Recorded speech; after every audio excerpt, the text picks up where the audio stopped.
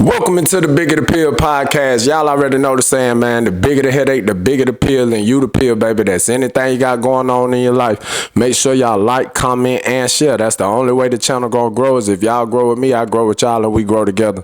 To my live audience, I do have stars now. Feel free to send the stars. If not, I just appreciate y'all being here anyway. Man, let's jump right into it, man. The finals are set. You hear me? The finals is set. We got the Indiana Pacers and the OKC Thunder squaring off for the Larry O'Brien. You know what I mean? It was, man, I don't really know what to say about these conference finals. It didn't go how I thought it was going to go at all. And it really looked as if the teams that lost was very overmatched against who they went against. But for starters, man, we gonna start out. We gonna give our shouts out. You know what I'm saying? We gonna give our flowers to our Eastern Conference and our Western Conference Finals MVPs. Shout out Pascal Siakam, aka Spicy P, Eastern Conference Finals MVP, doing his thing. You know what I mean? I don't think they beat the Knicks without his 2 30-point games. Not to mention Tyrese Halliburton. You know what I'm saying? Did his thing, but I really don't feel like they beat the Knicks without Pascal Siakam showing up. Like I told y'all before the series started, he was the X factor in that series, and you know what I'm saying, he showed why. You know what I'm saying, he is a champion already. You know, people forget he was a major role on that 2019 Toronto squad. You know what I'm saying? So, you know what I mean, big shouts out to Pascal Siakam, aka Spicy P. You know what I'm saying? That's what I call him. You know what I mean? But then you get to the west side of things. Of course, y'all already know who the Western Conference Finals MVP was. You know what I'm saying? Shout out Shai Alexander, man. Get a man a round of applause, man. Like, a lot of people don't understand, like, what type of history Shai got in the making right now. Like, you know what I'm saying? Like, I got a stat for y'all in case y'all think I'm playing when I say this. So we got Shai Alexander has won the scoring title for this season, which means he led the NBA in points per game. He turned around and won the MVP, then turned around after that and won the conference finals MVP. Now he's on track to win a championship and possibly be the finals MVP. And he was selected to a first team All-NBA team, first team. The last time that was done was by Jordan in 1997-98 season, man. That was the last time we seen a player win the scoring title, win MVP, win conference finals MVP, and win MVP and the finals MVP and the championship. That was the last time we seen it. It was Michael Jordan. And right now, SGA is on track to do something that we haven't seen since 1997-1998 season. Jordan is the only one really to do it, and he did it 4 times. You feel me? SGA is really, you know what I'm saying, he really that dude. You know what I mean? He's really that dude. And right now, you know what I'm saying, it's looking like he's about to make history if he can pull out this championship and this finals MVP. He'll be the first player since Jordan to do it, man. And we talking about, when you talk about a hellified season, dog, to win the scoring title, MVP, conference MVP, finals MVP, a chip, and was a first team All-NBA selection. Come on, man. That's historic. At the age of 26, that's historic. You feel me? So, you know what I mean? Shout out to SGA, man. He's having a remarkable season, dog. Like, don't get it twisted, man. SGA is having a remarkable season. So let's dive into, y'all already know I don't do the blowouts. I want to dive into the Western Conference Finals team comparisons real quick, but I don't even think I'm going to do that, y'all, because at the end of the day, y'all seen it just like I seen it.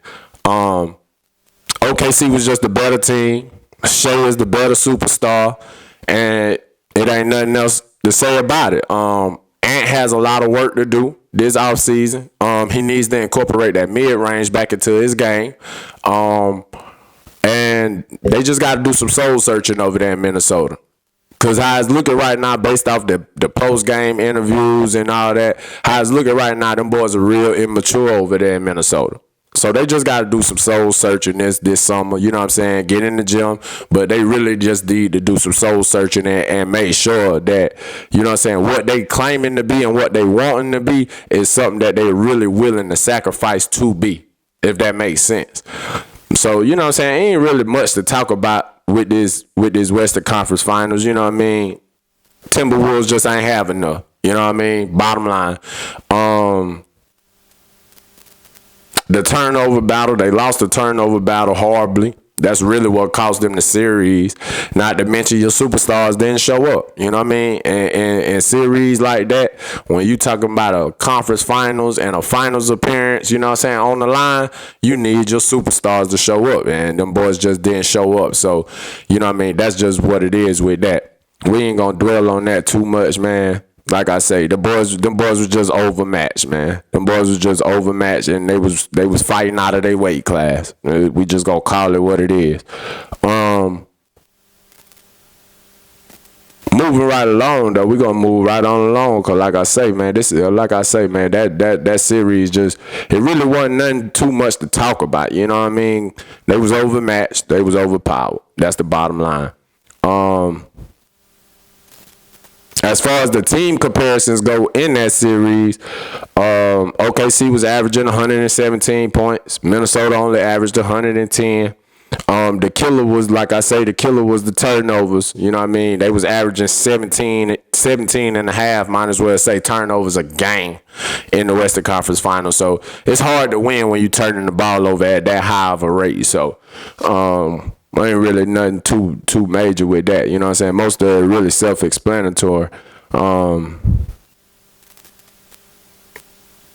So we just gonna move right on to this Eastern Conference Finals that just ended last night. And what can I say, man? The Knicks, like I told y'all, well, a couple of shows ago after Game 1 of the Eastern Conference Finals, that Game 1 that they choked and lost was gonna come back to haunt them, and sure enough, that's what happened. That conference final, that Game 1 choke really cost them a chance at going to the finals. I wouldn't be surprised if New York starts to look into possibly moving on from Thibodeau as they coach. I wouldn't recommend it because Thibodeau has gradually made that program better each year. He's there. He's been there. But it's really looking like, you know what I'm saying, it's a lot of rumblings and rumors going on that New York is possibly looking at, you know what I'm saying, maybe parting ways with Thibodeau. We don't know for sure. I wouldn't personally, because Thibodeau is a good coach. He's a great coach. You know what I mean? It's just he has to figure out a way to get over the hump.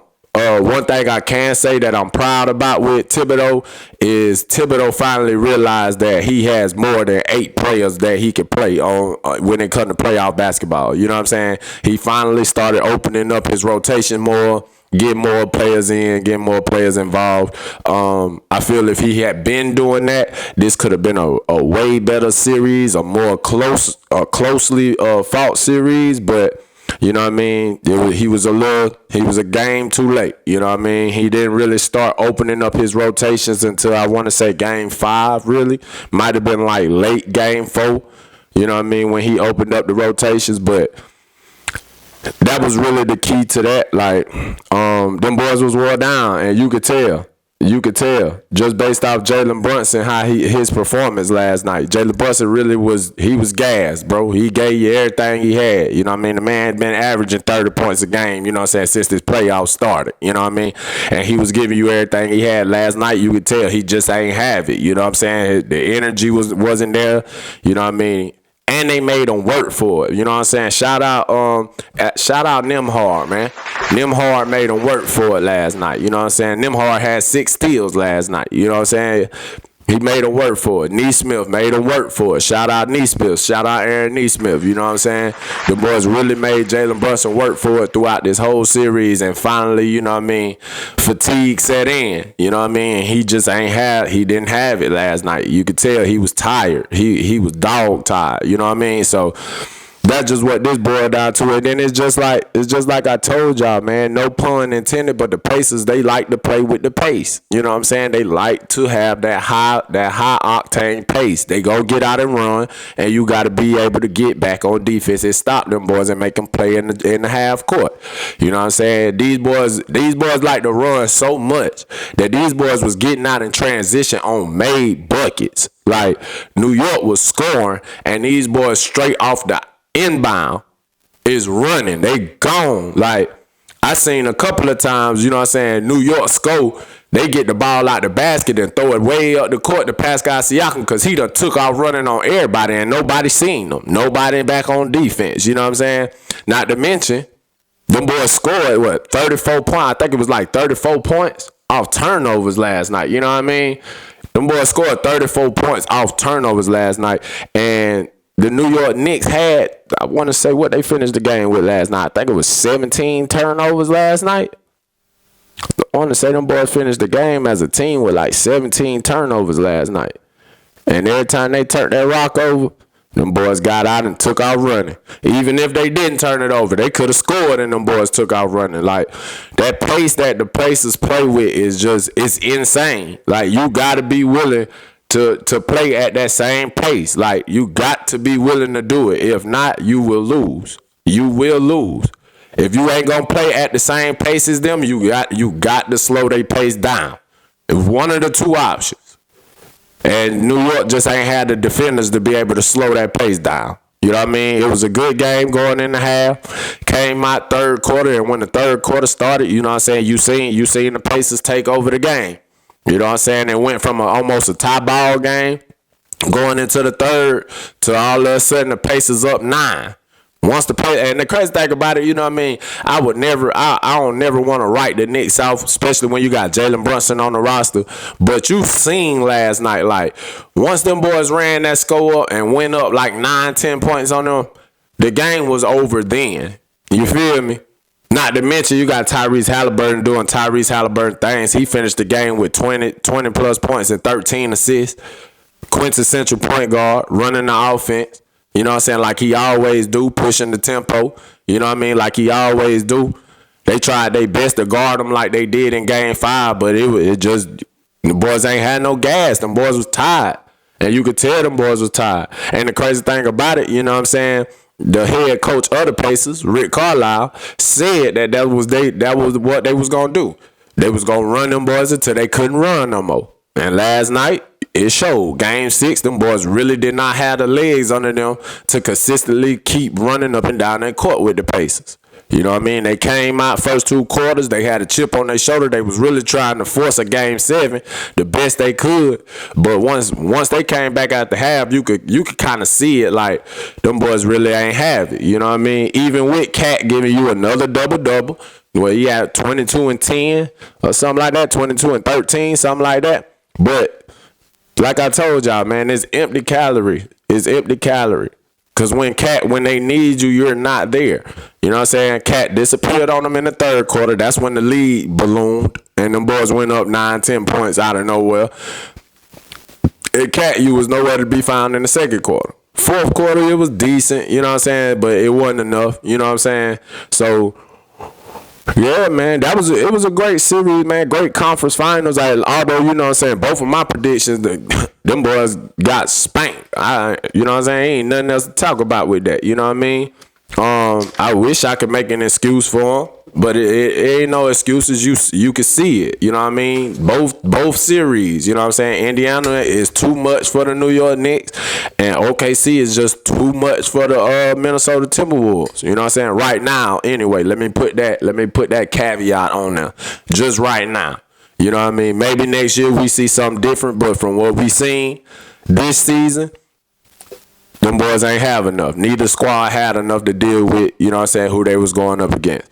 So, you know what I mean? We gonna jump right into now we gonna jump to the finals, man. This ain't gonna be no long show because I ain't, you know what I'm saying, I don't believe in beating dead horses, man. You know what I mean? It was blatant what we saw in these conference finals. It was 2 teams. It was 4 teams, and 2 of the 4 teams was just too much for the other 2 teams. It's bottom line. There's no way around it. Possibly the Western Conference Finals could have shook out a little bit different. if Ant came with that intensity and that energy every night, you know what I mean? Possibly the Eastern Conference Finals could have looked a little different if the role players, the others like Shaq say, came with that energy each and every night. You know what I mean? So,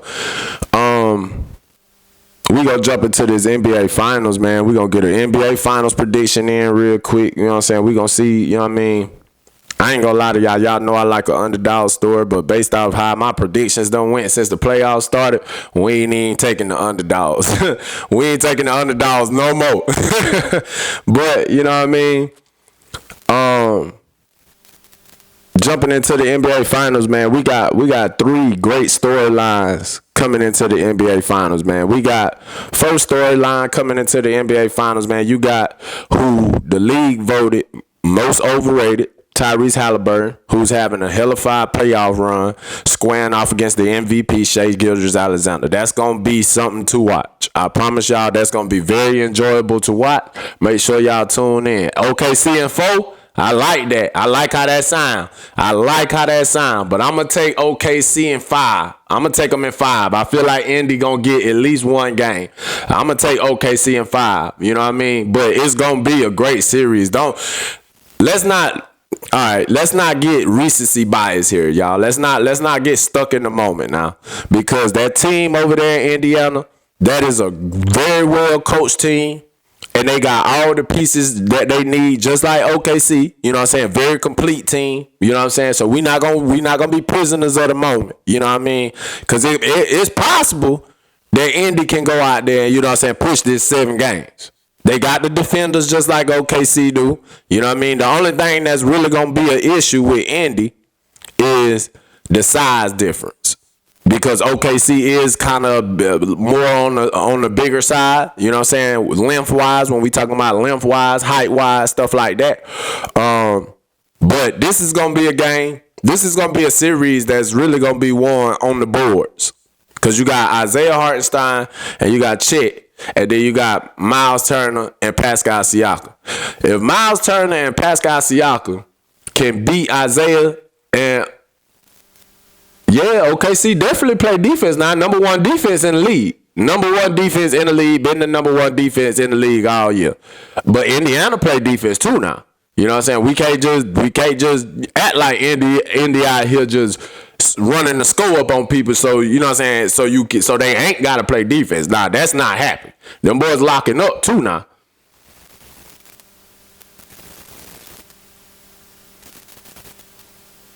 Yeah, I mean they have been, but that come from the pace of the game. That come from Indy's pace in the game. Indy plays a game so fast that even though a team might not be playing at the same pace, Indy playing the game so fast that, you know what I'm saying, a team will get more possessions because Indy running up the court scoring, you know what I'm saying, quick. Snap of a finger, you know what I'm saying, them boys gonna put the ball in the basket back on defense, you know what I'm saying? So that's really why teams been able to score 100 points when they dealing with Indy, because they gonna get more possessions because Indy gonna push the pace. You know what I'm saying? With the pace being as high as it is, it's hard for you not to scratch 100 points if you getting extra possessions just off the fact that Indy is running the pace as fast as they running it. You see what I'm saying? So of course, if that's like you put us out there on the court. You put me and you on the court, bro, and me and you say, all right, bro, we got 25 shots, right? But I'm shooting my 25 shots faster than you shooting your 25 shots. You feel me? But in the same breath, your 25 shots are all 25 shots that are easily makeable. You know what I mean? Of course, you gonna make just as many as I'm making, regardless of if I'm pushing my pace a little bit faster than yours. You know what I'm saying? You still gonna get your buckets too. You know what I mean? But my buckets just coming quicker. That's really what it is. You know what I'm saying? When you talking about Indy, when you dealing with Indy, so you know what I mean. It's all about a pace thing. It's a pace thing. When you playing Indy, it's all about pace, bro. You feel me? Like Indy wants to get out. They want that high speed pace. They want that high tempo gameplay. You know what I'm saying? Because you think about it, when it come down to that high speed and that high tempo, if a team try to match you and they're not known for that high speed and that high tempo, they're gonna make mistakes. There's going to be turnovers. There's going to be missed shots. You know what I'm saying? It's going to be all of that. You feel me? Pace is a big part of the Indiana Pacers game, bro. Them boys is really out there. They just had the Indy 500. Them boys is really out there running like they some of these race cars that been in the Indy 500. You know what I mean? So it's going to be a good series. But like I say, with what OKC got, you know what I'm saying, it's possible that OKC can go out there and wash these boys now. You know what I'm saying? It's possible. But if Indy can stick to who they are and stick to their identity, it's going to be a great series. The only thing about it is that OKC defense is so legit that they probably go stop that running all up and down the court. You know what I'm saying? But the counter to that is, even if they did stop the pace that Indy wants to play at, Tyrese Halliburton is a true point guard. So it's not like Indy can't get their points in the half court sets. You know what I'm saying? Because he's a true point guard. He's going to run the offense how he's supposed to run the offense. You know what I mean? So that's going to be the catch-22 to it, because then it's going to be, well, what's the counterpunch for OKC? What's the counterpunch to Tyrese Halliburton? Okay, now they're not running, but Tyrese Halliburton is operating the offense efficiently in the half-court sets. You know what I'm saying? So then OKC got to counter that. You know what I mean? It's all about, you know what I'm saying, it's going to come down to the in-game adjustments that these coaches make. Don't be surprised if we see game 1 on June 5th, game 1 of the NBA Finals, and the final score is 130-something to 130-something. Because that's the type of pace that Indiana is going to dictate. Unless, like I say, that stifling defense that OKC got can keep them boys from running in transition. But it's hard to do that when these boys is getting out in transition off made baskets. Like, we ain't talking about turning the ball over and miss shots. Like, you score, and as soon as these boys inbound the ball, they like horses coming out the stable. You know what I'm saying? At the Kentucky Derby, they running. That's hard to deal with for a 7-game series, bro. That's going to be tough to deal with. But, you know what I'm saying, like I say, number one storyline in the finals is going to be this matchup with SGA and Tyrese Halliburton.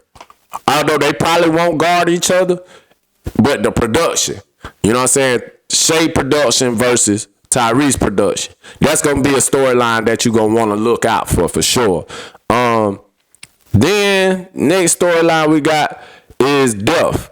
The depth of each team. Both teams deep now. Don't get it twisted. Both teams are deep. Their rosters are deep. Both teams run at least 10 to 11 different players every night. And all 10 to 11 different players that they running plays great basketball. You know what I'm saying? Them boys know how to play together. Both teams got the chemistry to be able to play together from 1 to 10. You know what I mean? So that's gonna be another one. Although OKC might be a little deeper because the talent they got coming off the bench might be a little bit better than Indiana's talent coming off the bench. But both teams are deep, and and the bench is what's gonna be the deciding factor for this series. Whose bench is gonna come out and play better? Because the starters go do what they do. You know what I'm saying? OKC starters going to get their numbers. Indiana starters going to get their numbers. This is going to really come down to if OKC can determine the pace and whose bench is better. If OKC can determine the pace of this series, they got a great chance of possibly sweeping these boys, if not gentlemen sweeping these boys. Just because their bench is the better bench. You know what I'm saying? They got more talent coming off of their bench. But if they can't dictate the pace, then their bench is going to have to be immaculate in order to even, you know what I'm saying, keep them afloat in the non-SGA minutes, the non-Jalen Williams minutes, the non-Chet minutes. You know what I'm saying? When OKC Big Three is not on the court, their bench has to be able to outscore OKC's bench. There's no ifs, ands, buts about that. But the depth of each one of these rosters is going to be really tested in this series right here. Especially, like I say, I'm going to keep saying it. The tempo in which these Pacers play at is insane. So OKC's bench has to be ready. They got to be ready to play. Because Indy going to run them. Indy going to run them. You hear me? But OKC Them boys just so legit on the defensive end. I feel like they'll be able to stop the pace. But then, like I said, what is your counter to Tyrese Halliburton in the half court sets? Because he is a true point guard. So he's going to run the offense properly. You feel me? So what is your counter to that? That's going to be the biggest question. You know what I mean?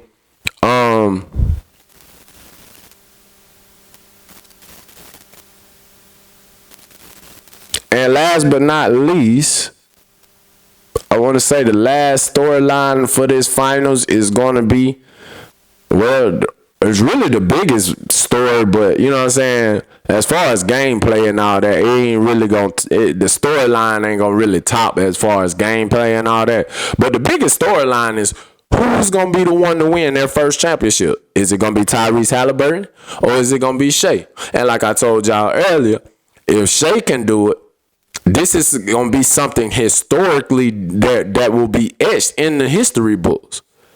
Shai will be the first player. If Shai can complete the mission, he will be the first player since Jordan, 1997-1998 season, to win a scoring title, MVP, conference MVP, championship, and finals MVP in the same season. That's really, if you ask me, that's really the biggest storyline of the whole finals. But a lot of people ain't gonna do their due diligence and research what I'm telling you. So that's why you ain't heard it yet. I haven't heard it yet, and all I do is watch ESPN and Fox Sports daily. I haven't heard anybody mention it yet. But if Shai can complete the mission, he will be the first to do it since the 1997-98 season when Jordan did it. That's a feat within itself. You feel me? So, man, listen, man. This is going to be a good final. I feel like it's going to be, this might be the best series we done seen all playoffs. I ain't going to lie to y'all. Because although the playoffs been good, we ain't really seen the best series, hands down, that we done seen since the playoffs started was the Denver Nuggets and the LA Clippers. Now, if somebody say otherwise, you know what I'm saying, I'll listen to your claim and see. But in my eyes, the best series we done had all playoffs was the Denver Nuggets and the LA Clippers series. That was the best series we done seen. Can't say none of OKC series was the best because they washed everybody that they played. Can't say none of Minnesota zone because they beat everybody in 5 that they played. You could say the Knicks, I guess, and Knicks and Detroit series was pretty dope, but it wasn't as good as that Denver Nuggets LA Clippers series. I don't see it. The best series we done seen this playoffs was the Denver Nuggets and the LA Clippers series. And this finals, if everything goes how I think it's gonna go, it's possible that this finals can go to 7. And it possibly will be the best series we done watched. This whole, not even counting the fact that it's the finals. You know what I'm saying? We ain't even gonna count the fact that it is the finals. You know what I'm saying? This is possible. This has potential to possibly be the best series we done seen all playoffs. You know what I'm saying? Right now, the title of best series we done seen since the playoffs started belongs to Denver Nuggets and the LA Clippers. You can argue the Nuggets and the Thunder, but no. That series was not as good as the LA Clippers and the Denver Nuggets series. So, finals prediction. Let me go ahead and state for the record, I have done horribly on these playoff predictions. I don't know what's going on. Usually I do pretty decent on these predictions. You know what I mean? Right now, I am having a bad time with these playoff predictions in the NBA. But for the finals, I'm taking OKC in 5. You know what I'm saying? That's my finals prediction. You know what I'm saying? Public service announcement now. I don't know how it is really gonna shake out. Because I done told y'all I done had a bad run with these playoff predictions in the NBA for this season. I ain't gonna lie to you. Everybody I done chose done got whooped. I picked Minnesota to beat OKC in 7. They got beat in 5.